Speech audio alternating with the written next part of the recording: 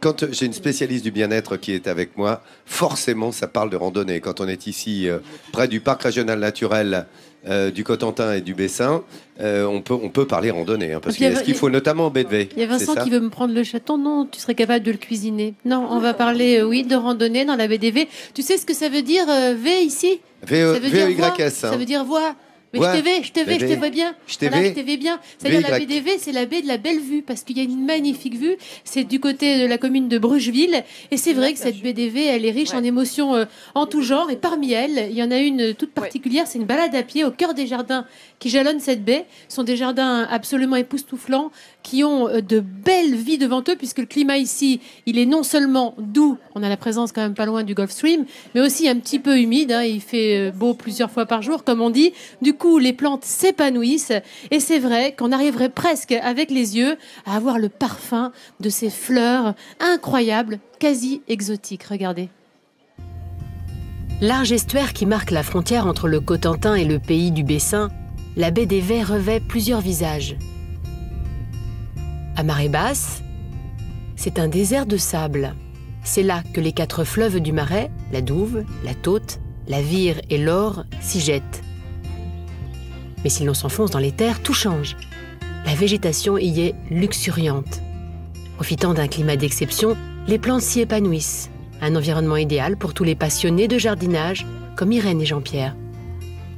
Alors, ce qui me plaît en particulier, c'est la possibilité donc d'avoir fait un jardin où on peut mettre plein de plantes qui se plaisent énormément ici. Hydrangea, des roses anciennes, plantes exotiques, et puis la sérénité du coin. Le couple s'est installé il y a 20 ans dans l'ancien presbytère du village de Brucheville.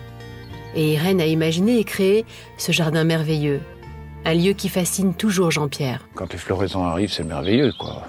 Et c'est tous les jours qu'on en découvre. C'est très agréable.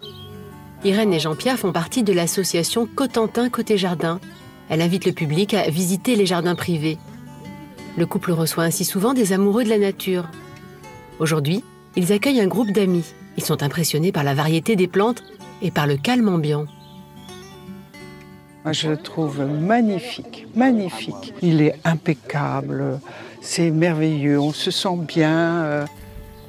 Les amis ont décidé de partir à la découverte des autres trésors de la baie des Vey. Direction le château du Bel-Hainaut, à Saint-Côme-du-Mont. Ici, au XIXe siècle, le propriétaire a fait le rêve d'un parc extraordinaire. On s'y engouffre avec volupté comme dans une forêt vierge. Bastien, le jardinier, guide le groupe dans la vallée des grottes. C'est le royaume des fougères, des nénuphars, des palmiers, des espèces exotiques qui se plaisent dans le doux climat normand. Dans cette efflorescence, Bastien se sent comme chez lui. C'est un grand parc, on est tranquille, et puis on apprend beaucoup avec la nature. Chaque saison est différente, toujours des nouvelles plantes, des choses en plus à voir. Quelques pas plus loin, Bastien réserve une surprise avec ce majestueux chêne vert. Un arbre plutôt qu'on retrouve dans les régions méditerranéennes. Et c'est donc un des plus grands de la Manche. L'étonnement est au rendez-vous. Les visiteurs sont bluffés. Ah, c'est impressionnant, hein, parce que dans le Midi, ils ne sont pas si grands. Hein. Je pense qu'ils doivent se plaire ici avec beaucoup d'eau. La balade continue et quelques kilomètres plus loin, changement radical de décor. Les promeneurs arrivent dans la baie des Vey. C'est marée basse et la mer est au moins à 3 kilomètres. Paul connaît bien cet estuaire et ses anecdotes. Saviez-vous qu'un célèbre personnage historique est passé par ici ?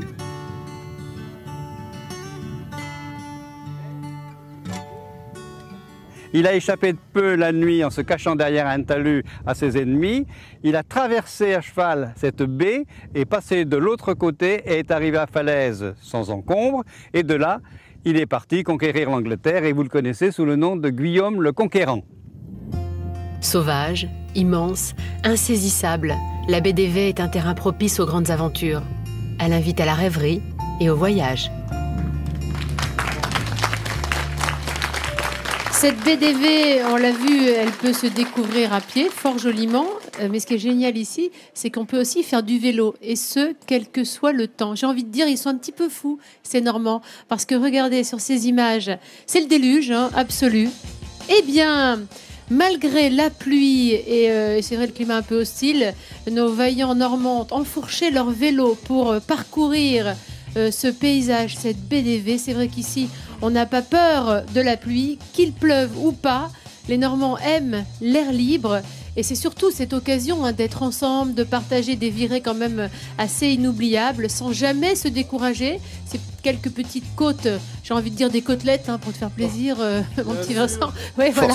Ça va pas rebuter nos Normands et en plus c'est l'occasion après de déguster un bon chocolat chaud, pourquoi pas une petite bolée tous ensemble et encore une fois de partager parce que on le dit souvent, ici il fait beau plusieurs fois par jour où on a les 4 saisons en une journée, c'est vrai. Donc s'il pleut, ben voilà, vous prenez quand même votre vélo et vous pouvez avoir un joli rayon de soleil pour conclure cette jolie balade.